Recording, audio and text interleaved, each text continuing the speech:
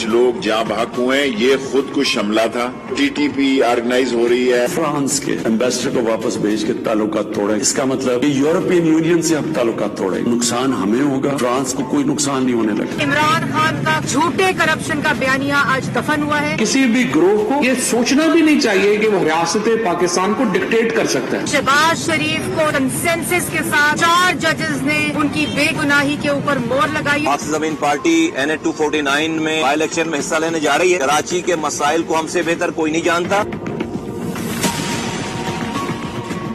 अस्सलाम वालेकुम नाज़रीन, आप रूबरू प्रोग्राम देख रहे हैं और मैं हूं आपका मेजबान शौकत पराचा।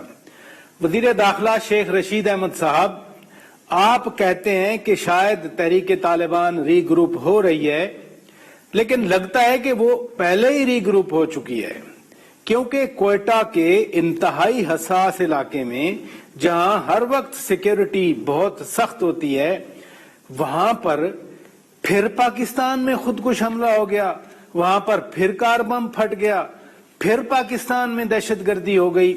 यकीनन सूरत हाल इतनी हौसला अफजा नजर नहीं आ रही। सियासी हवाले से अहम दिन मियां शहबाज शरीफ की आज जमानत हो गई। मिफ्ता इस्माइल कहते हैं कि NA 249 कराची में वो जीत जाएंगे, क्योंकि वहां पर मियां नवाज शरीफ की बहुत फॉलोइंग है।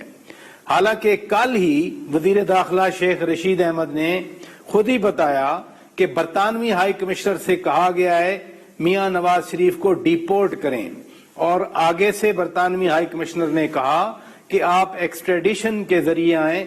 हालांकि पाकिस्तान और बरतानिया के दरमियान तो एक्सट्रेडिशन ट्रीटी है ही नहीं। गुज़श्ता कल की तरह आने वाला कल भी बहुत अहम है, क्योंकि कल कौमी असेंबली का इजलास है और हुकूमती रुकन की तरफ से एक करारदाद पेश की गई थी। फ्रांसीसी सफीर को मुल्क बदर करने पर बहस होना थी। आज हुकूमत ने पार्लिमानी रहनुमाओं को खत लिख दिया, यानी कौमी असेंबली की तरफ से, कि आप स्पेशल कमेटी के लिए अपने अपने नाम दें।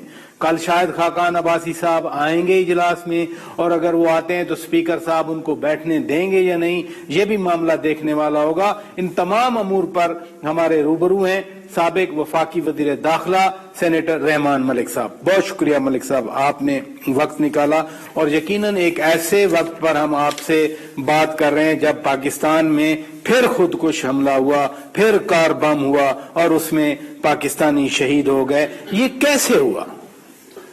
मैं आपकी फसाद से पूरी कौम को सलाम पेश करता हूँ, और जो लोग शहीद हुए उनको लाकीन के लिए मैं उनके साथ कंडोलेंसेस भी ऑफर करता हूँ, और उनके लिए ज्वार रहमत में जगह लामिया दे, मेरी ये दुआ है। और ये बड़ा ही अफसोसनाक वाक़या और दर्दनाक वाक़या है, क्योंकि इंसानी जानें जब ज़िया होती हैं तो तकलीफ होती है। आपने जिस बात पर इशारा किया है कि जो TTP रीग्रुप हो रही है, आपने बिल्कुल ठीक कहा। TTP रीग्रुप नहीं बल्कि ओवर ग्रुपिंग हो चुकी है, क्योंकि दाइश इसमें शामिल हो चुकी है। और इसके मुतालिक मैं बहुत पहले कह चुका था कि दाइश और TTP दोनों आपस में दोस्ती कर चुके हैं, मिल चुके हैं। मुझे जो तशवीश है इस वक्त इस धमाके के बाद, वो है जो doctor Ghani, president of Afghanistan, जिन्होंने ये स्टेटमेंट दी है जस्ट लास्ट वीक कि पाकिस्तान फैसला करे कि वो हमारा दोस्त है या दुश्मन है।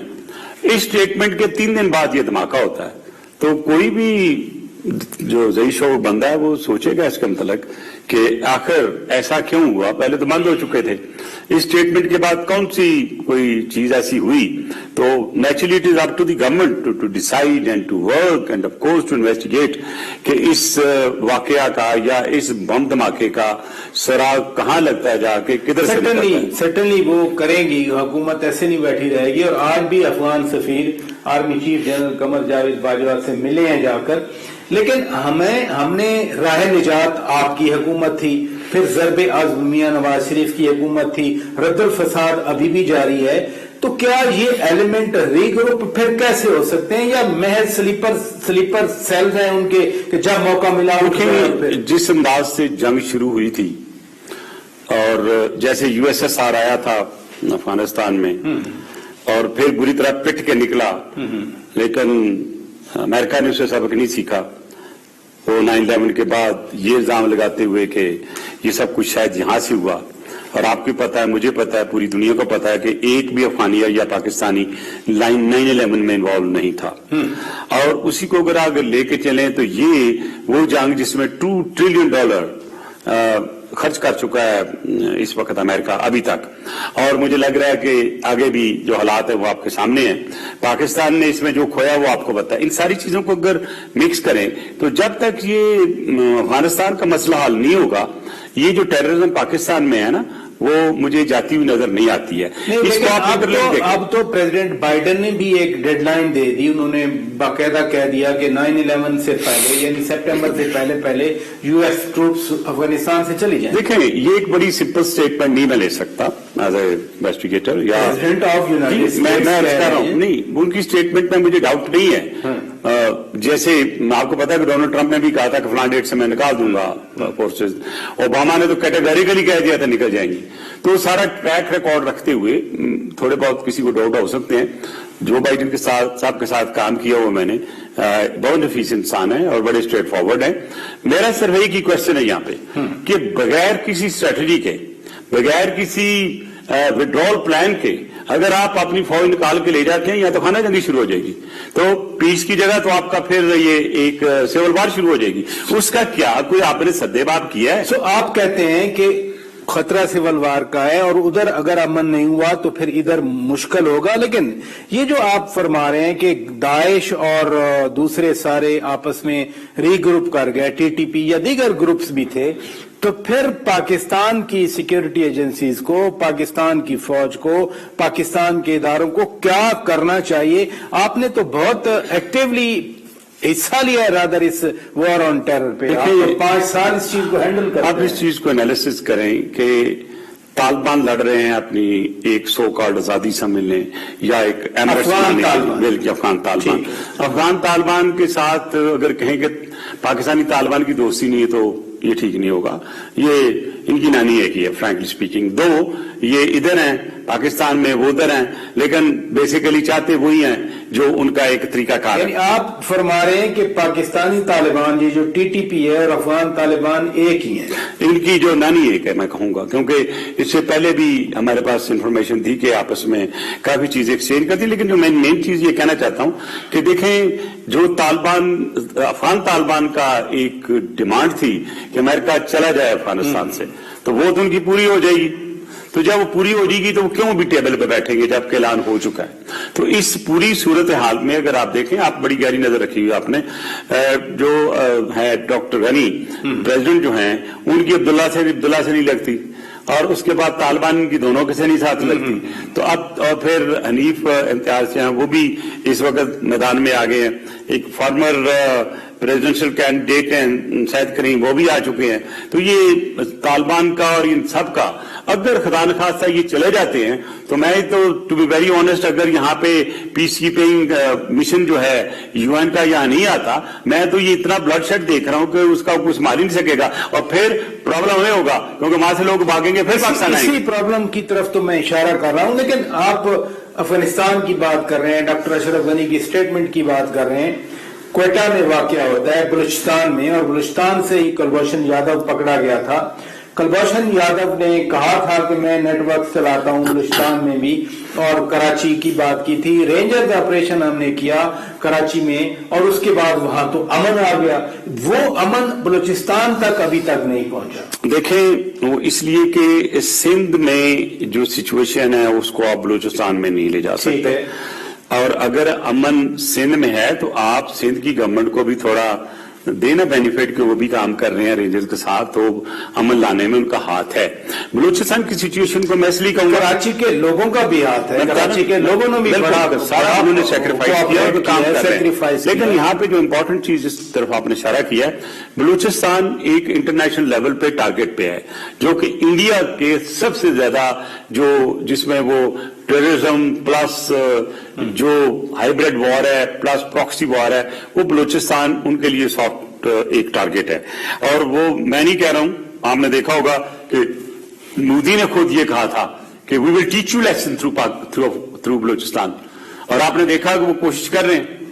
یادو پکڑا گیا وہاں سے، अब जो वो अपने हमारी गवादार पे करने की कोशिश कर रहे हैं, वन बेल्ट वन रोड की जो चाइना पॉलिसी है, पाकिस्तान की पॉलिसी है, उसको बुरी तरह से हिट कर रहे हैं। तो मैं ये समझता हूं कि इंडिया जो है, जो कभी भी हमारा दोस्त नहीं हो सकता, वो बलूचिस्तान में अमन होने की पूरी जो है रोकने की कोशिश करेगा और हर वो हरकत करेगा जिसे पाकिस्तान के लिए डिस्टेबलाइज करने के लिए और बलूचिस्तान को खासतौर पे जितनी भी फसाद करा सके कराने की कोशिश करेगा। लेकिन जो मेरी अभी तक इन्फॉर्मेशन है कि ये एक तो बम का धमाका हुआ, लेकिन इस वक्त जो बड़े काबिल तरीन अफसर हैं हमारे लॉ एनफोर्समेंट एजेंसीज के और आर्मी के भी जो इस वक्त बलूचिस्तान को हैंडल कर रहे हैं, एंड आई एम श्योर कि under the leadership of Qamar Javed Bajwa sahab, हमारे army chief, they will be able to handle it. But the situation is कि we are suffering and we are continuously suffering through Indian efforts, Indian money, Indian terrorist financing. That's why मैं FATF को लेके गया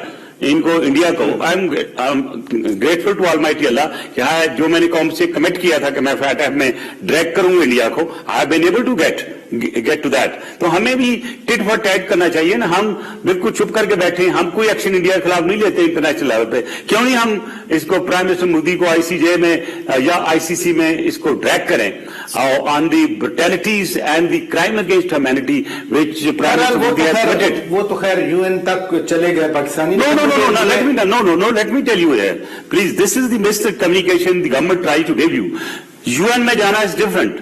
ये जो international court of justice है या ICC है, this is actually pulling them, bringing them for a criminal trial. तो क्रिमिनल ट्रायल हम जब तक मोदी के क्राइम्स की नहीं कराते, वो तो कभी भी अंडर प्रेशर नहीं आएगा। Well said. मुझे ब्रेक लेना है नाज़रीन, ब्रेक के बाद जब वापस आएंगे, मियां नवाज शरीफ के हवाले से वजीर दाखिला शेख रशीद अहमद कह रहे थे कि ब्रिटिश हाई कमिश्नर से कहा है कि डिपोर्टेशन करें, डिपोर्ट करें, यानी वापस भेजें। रहमान मलिक साहब इन ऐसे केसेस को बड़ा डील कर चुके हैं। शहबाज शरीफ की आज जमानत हो गई। NA 249 में मिफ्ता इस्माइल रोजाना दावे कर रहे हैं कि मैं जीत रहा हूं। इस पे बात करेंगे ब्रेक के बाद। वेलकम बैक नाजरीन, आप रूबरू प्रोग्राम देख रहे हैं और हम बात कर रहे हैं सिक्योरिटी सूरत हाल पर। खसूसन गुज़श्ता रात कोयटा में एक खुदकुश धमाका हुआ, कार फटी, उसमें बारूद था सारा, 5 पाकिस्तानी शहीद हो गए। आगे बढ़ते हैं, हम बात करते हैं जरा कराची के हवाले से। NA 249 कराची में बाय इलेक्शन हो रहा है और बड़ी इंपॉर्टेंट सीट है। मियां शहबाज शरीफ जिनकी आज ही जमानत हुई, वो इस सीट पर फैसल वाडा से चंद 100 वोटों से हारे थे। अब वो मिफ्ता इस्माइल कहते हैं कि हम बड़े मजबूत हैं, हम ये सीट जीत जाएंगे। एमकेएम तो पावर थी, स्ट्रीट पावर थी कराची की। मैं सबसे पहले तो मियां शहबाज शरीफ साहब को मुबारकबाद दूंगा कि उनकी बेल हुई है और घर से दूर रहने से बड़ी परेशानी होती है। मुझे पता, मैंने भी जेल काटी है, तो वो आज खुशी महसूस कर रहे होंगे। इस खुशी में मैं भी उनके साथ शामिल हूँ कि अल्लाह मियां उनको खैरियत से घर लेके जाए। लेकिन अभी बात खत्म नहीं हुई थी जहां हमने शुरू की थी। देखें, जो इस वक्त बलूचिस्तान में हुआ है, मुझे वो एक बड़ी बीइंग इन्वेस्टिगेटर और बीइंग फॉर्मर इंटीरियर मिनिस्टर, मुझे खतरा है कि कहीं हाई लेवल की असैसिनेशन ना हो। इसलिए कि जो आपको क्यों ऐसा महसूस हो रहा है मुझे, क्योंकि वो पैसा जो पाकिस्तान में, जो मैंने आपको पिछले प्रोग्राम मेंशन किया था, $3 बिलियन आया और वो कंटिन्यूसली अभी तक चलता आ रहा है। वो पाकिस्तान को डिस्टेबलाइज करने के लिए और आर्मी को डिफेम करने के लिए किया गया था। और अगर वो जो मैंने कहा है, वो आई एम श्योर एजेंसियों ने इन्वेस्टिगेट किया होगा और मेरी ये डिमांड भी होगी कि जो मैंने बात की थी उसको अगर इन्वेस्टिगेट किया गया है तो उसको पब्लिक किया जाए। जो इंपॉर्टेंट चीज है, जब दुश्मन को वार करता है तो हल्का करता है पहले, फिर थोड़ा तेज करता है, फिर बड़ा करता है। तो ये जिस तरह ये कोयटा से शुरू हुआ है, और आपको मैं नाम नहीं बनाना चाहता, आपको पता ही होगा कि उस वक्त होटल में कौन मौजूद थे और वो क्या चाहती हैं, उनका क्या मकसद है पाकिस्तान के खिलाफ। तो मुझे आने वाले वक्त में, ये चंद हफ्तों में, मुझे हाई प्रोफाइल असैसिनेशन होती नजर आ रही है, जो कि हमारा दुश्मन करके हमें डिस्टेबलाइज करने की कोशिश करेगा। असेसमेंट बता रहे हैं, कोई स्पेसिफिक इन्फॉर्मेशन, मेरी इतनी बड़ी आप बात कर रहे हैं। मुझे ये असेसमेंट जो होती है मेरी कभी गलत हुई है। मैं तो अभी बताया ना, मैंने पहले तो कोई असेसमेंट नहीं की थी इस सिलसिले में। ये धमाका हुआ तो उसके बाद मैंने कहा है ना, धमाका जिसने कराया उसने पोर्शन एक तो नहीं की कोई एक पूरी जो कार अच्छा लेके चले आया आप मेरे क्वेश्चन पे आ जाएं कि कराची की कुव्वत तो एमकेएम पाकिस्तान, अब डॉक्टर खालिद मकबूल सिद्दीकी उनका ग्रुप है। मिफ्ता इस्माइल कहते हैं कि मैं NA 249 में जीत जाऊंगा। पिछली बार भी मिफ्ता साहब की यहाँ सारी एडवोकेट भी नहीं बनना चाहता, तो एक छोटी सी चीज है, इलेक्शन हो रहा है तो इतनी इंपॉर्टेंस नहीं देनी चाहिए कि इंटरनेशनल लेवल पे मैं उसके ऊपर बात करूं। लेट्स सी जब इलेक्शन होगा देखते हैं कौन जीतता है। तो मेरा ख्याल है कि मुझे इस पे अपने कमेंट से रिजर्व रखूंगा। नहीं, इसलिए मैं पूछ रहा हूं कि मिफ्ता इस्माइल कहते हैं कि उस हल्के में और कराची शहर में मियां मोहम्मद नवाज शरीफ की बहुत फॉलोइंग है। मैं 2018 के इलेक्शन में बताऊं, उस वक्त भी शहबाज शरीफ चंद 100 वोटों से हारे थे।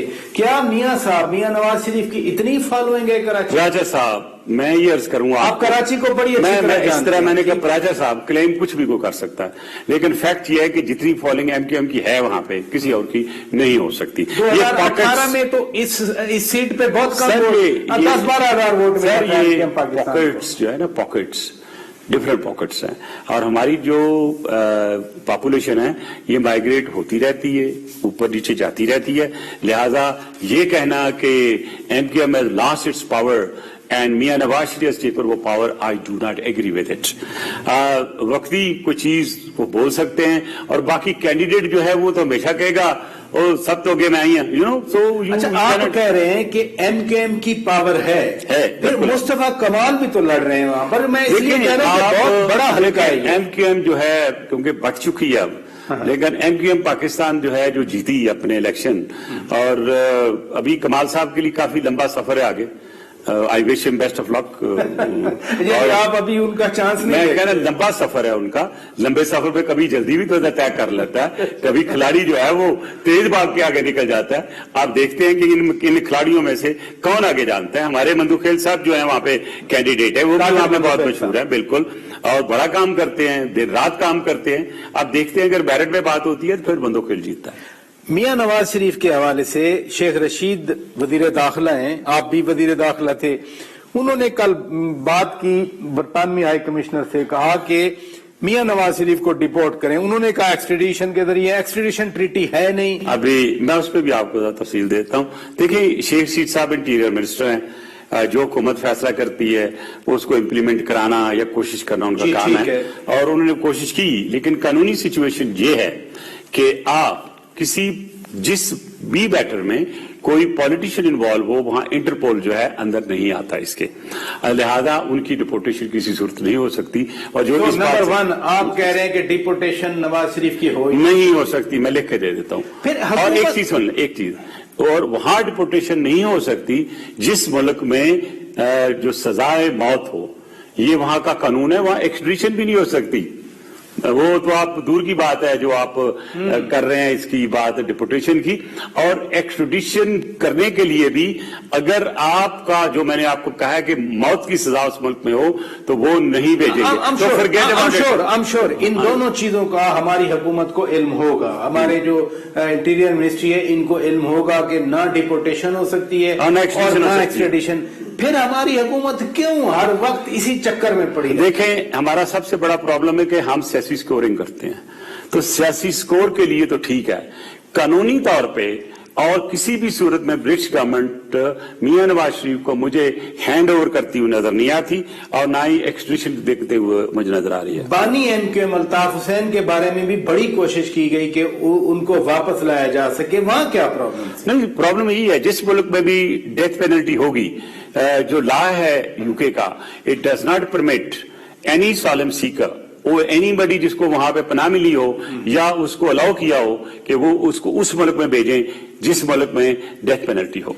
क्या वाकई इसी विगर के साथ बानी एमकेएम अल्ताफ हुसैन की वापसी के लिए कोशिश की? मेरा ख्याल है हमसे पहले भी और उससे भी पहले लोग कोशिश करते रहे हैं, रिकॉर्ड मैंने भी देखा है। नहीं, आपसे पहले तो जनरल परवेज मुशर्रफ की हुकूमत थी, एमकेएम तो जी उससे भी पहले आप देखें ना, आप जरा और आगे चले जाए ना, थोड़ा दूर जाए आप, तो कोशिशें बड़ी हुई। मैंने यही बात अर्ज किया ना कि जब उस वक्त भी जब गवर्नमेंट ने लिखा था उस वक्त की थी तो यही जवाब आया था, और मैंने फिर जो थोड़ा एक्सप्लोर भी किया, तो इसलिए मैं बड़े दावे से कह सकता हूं कि जिस मुल्क में भी डेथ पेनल्टी होगी, UK law does not permit repeat, the UK law does not permit anybody who has actually sought asylum or otherwise वो वहां रह रहा हो और उसको वीजा मिला हो और वो लीगल हो तो किसी सूरत में भी नहीं जाने देंगे, बल्कि इवन इलीगल भी हो तो वो अगर वो क्लेम कर ले कि मैं जाऊंगा तो मारा जाऊंगा तो उसको वो मजबूर हो जाते हैं हमारे से। तो हम बिल्कुल ही नहीं मिलेंगे। वो वजीर आजम इमरान खान साहब से मिलना चाह रहे हैं। सर, क्या कुछ माहौल सियासत में गर्म होने वाला है, तब्दील होने वाला है, क्या नजर आ रहा है? तो चीजें मौसम तो बदलता रहता है, गर्म होता है, कभी ठंडा होता है और वक्त जो है वो बंदे को कमजोर भी कर देता है और स्ट्रांग भी कर देता है। मैं शायद आपके प्रोग्राम में जब मैं मिला था और उससे पहले तरीन साहब को तो मैंने कहा था कि वो भी किसी पार्टी को ज्वाइन नहीं करेंगे। मुझे जो उन्होंने एक्सप्रेस किया था कि मेरा इरादा नहीं है कोई पार्टी ज्वाइन करूं और मैं पीटीआई में रह के पीटीआई की खिदमत करना चाहता हूं। अब देखना यह है कि वो पीटीआई की भी खिदमत किस तरह करते हैं, खिदमत के भी तरीके होते हैं ना। आपसे जहांगीर खान तरीन साहब ने कहा कि वो किसी पार्टी में नहीं मुझे जो उन्होंने कहा पीटीआई की खिदमत करना चाह रहे। खिदमत से क्या? तो मैं यही तो मैं कह रहा हूं ना, डिपेंड ये करता है वो तो उनके दिल में है ना कि वो पीटीआई की खिदमत किस अंदाज से करना चाहते हैं, कौन सा तरीका होगा। खिदमत है ना, देखा ना, वो भी खिदमत है ना, खिदमत किसी किस्म की हो सकती पार्टी की, तो आने वाले वक्त में खिदमत हो सकती है। आप देखें, आप जो पंजाब के प्लेयर्स हैं उनको देखें ना, आपके पास एक अच्छा प्लेयर है वहां पे और वो प्ले करते हैं सियासत, चौधरी परवेज लाई, ठीक है, ठीक ठाक, और देखें कि वो उन्होंने कितना सुथरा काम किया मिलके, उन्होंने सेनेटर बना लिया ना। उस वक्त तो किसी ने, नून ने भी इतराज किया कि भाई आपने कैसे हो गया, आपने भी बना ले, उनके भी बना ले। अब जब हमारी बारी आई तो हमें बैशिंग शुरू हो गई। अब कहीं मुझे लग रहा है कि जैसे ये सेनेटर्स का मामला हुआ था, चुपके रात ही रात में कहीं और मामला ना ऐसे हो जाए। पता लगे सुबह गुलजार साहब चले गए, उन्होंने कहा थैंक यू वेरी मच, मेरा तो तख्ता पर उठा गया। ये मजाक में कह रहे हैं या आप सीरियसली? मैं सीरियस कह रहा हूँ, हो सकता है, क्यों नहीं हो सकता। सियासत में तो ये अलाउड है ना, डेमोक्रेसी में, क्या वेलकम बैक नाज़रीन, आप प्रोग्राम देख रहे हैं और हम बात कर रहे हैं पंजाब में तब्दीली आ रही है। गुलजार साहब की किस्मत अच्छी है कि कोई ना कोई अंधेरी आ जाती है बीच में तो बच हो जाते हैं और रगड़े के और जाते हैं। तो मैं ये समझता हूं कि अब इतने हालात खराब हो चुके हैं, सारी टू से मुझे सियासी माहौल सिर्फ गर्म नहीं होता नजर आ रहा, बल्कि सियासी माहौल में इतनी हलचल मचेगी कि मुझे ये कुछ फर्क होता नहीं। हलचल तो मची ना, देखे ना, 4-5 दिन लाहौर बंद रहा, टीएलपी की स्ट्राइक थी, हुकूमत ने कहा मुआहदा किया है, हुकूमत ने कहा कालअदम करार दे दिया है, फिर हुकूमत ने कहा नहीं हमने नया मुआहदा कर लिया है। मैं आपसे इस पे बात करूंगा नाजरीन ब्रेक के बाद, क्योंकि ये बहुत अहम इशू है। मलिक साहब वजीर दाखिला रहे हैं, वो डील करते रहे हैं ऐसी चीजों के साथ। ब्रेक के बाद बात करेंगे। वेलकम बैक नाजरीन, आप रूबरू प्रोग्राम देख रहे हैं और आज हमारे रूबरू हैं साबिक वफाकी वजीर दाखिला सेनेटर रहमान मलिक साहब। हुकूमत ने कोई मुआहदा किया था पहले 2-3 महीने, इन्होंने कहा कि हाँ हम जो है ना वो उस मुआहदे के मुताबिक फ्रांस के सफीर के हवाले से भी बात थी। अब हुकूमती रुकन ने एक करारदाद पेश कर दी कि सफीर को, फ्रांस के सफीर को मुल्क से निकालने पर बहस की जाए। आप मगरब को बड़ी अच्छी तरह जानते हैं, वेस्टर्न कंट्रीज की बात कर रहा हूं। ये है प्रैक्टिकल, पॉसिबल है? वजीर आजम इमरान खान ने तो अपनी तकरीर में, आप डिसएग्री करें, कोई एग्री करे न करे, लेकिन उनकी बात बड़ी लॉजिकल थी। जो उन्होंने कौम से खिताब में बातें की थी वो रीजन थी, उनमें लॉजिक था, उनमें प्रैक्टिकलिटी थी। राजा साहब, ये जो माहौल बना ना, इसे कहते हैं यू आस्क्ड फॉर इट। तो PTI has asked for this situation. किसने कहा था कि बगैर किसी नोटिस के और इतनी जल्दी 12 तारीख को ही उसको आप जेल में डाल दें और इसको आप बैन कर दें और बाद में एम्बैरसमेंट हो, और फिर आप एग्रीमेंट किसके ऊपर कर रहे हैं? जब बायलैटरली आपने सफीर रखे हुए हैं आपने, दूसरा जिनेवा और वियना कन्वेंशन के तहत आप इनको एम्बेसडर्स को लाते हो, तो आप किस बेसिस पे आप एम्बेसडर को निकालोगे? नंबर 1। और दूसरी, और आप अगर आप इसको प्रैग्मेटिकली देखें तो अगर आपने एम्बेसडर को निकालना भी तो जब तक पर्सन नॉन ग्राटा ना करें उस वक्त आप निकाल नहीं सकते। और पर्सन नॉन ग्राटा उस वक्त तक नहीं हो सकता जब तक आप चार्जशीट ना दे। चार्जशीट उस वक्त हो नहीं सकती जब उसके खिलाफ कोई ऐसा अमल सामने ना आया जो पाकिस्तान की स्टेट के खिलाफ हो। तो आप किस बेसिस पर करेंगे? तो आपने जो इमरान खान ने कहा कि it's very difficult, rather impossible to send दी जो सफीर को वापस भेजे, तो आप बजाय इसकी यार ये लाते वो अपनी करारदाद की हैसियत क्या है? ये कोई ला तो नहीं है, कानून तो नहीं कोई, और वहां भी बहस लाने के लिए तो ये था वक्त टपाऊ, डंग टपाऊ, और ये है एडहॉक अरेंजमेंट थी इस चीज से निकलने के लिए, वो एडहॉक अरेंजमेंट करते करते ही उसमें फंसते जा रहे हैं। अभी मैं इनको एडवाइज करता हूं कि बैठे उनके पास टीएलपी वालों के साथ, उन्हें समझाएं इंटरनेशनल लॉ, भाई ये पोजीशन है और इस पोजीशन को आप देखते हुए विड्रॉ करो और बैठ के सोच समझ के इसको हल कर लें। और दूसरा, प्राइम मिनिस्टर है ऑल पार्टी कॉन्फ्रेंस बुलाए और बैठ के जो हमारी क्राइसिस है, जो हमारी सिचुएशन है, जो मुल्क की गर्म हालात नजर आ रहे हैं आपको, उनको बेहतर करने के लिए कलेक्टिव सोच के साथ सारी चीजें अपनी जगह पे। लेकिन अभी तो सवाल ये उठा कि जी रियासत ने अपनी रिट कायम रखी है या नहीं रखी। फवाद चौधरी वज़ीर इत्तलात हैं, उन्होंने वादे तौर पर कहा कि रियासत से कोई नहीं लड़ सकता। फिर इस एग्रीमेंट के तहत अब तो जो हुकूमत प्रोनाउंसमेंट्स कर रही है वो कह रहे हैं कि जी foreign relations will be prerogative of the state, वो किसी ग्रुप के हैंड ओवर नहीं किया जा सकता। रिट की डेफिनेशन क्या है? Writ is by virtue of rule of law. Rule of law तो है नहीं। अगर रूल ऑफ लॉ होता तो ना वो प्रोस्क्राइब बनती, वो ना इतने बंदे मरते।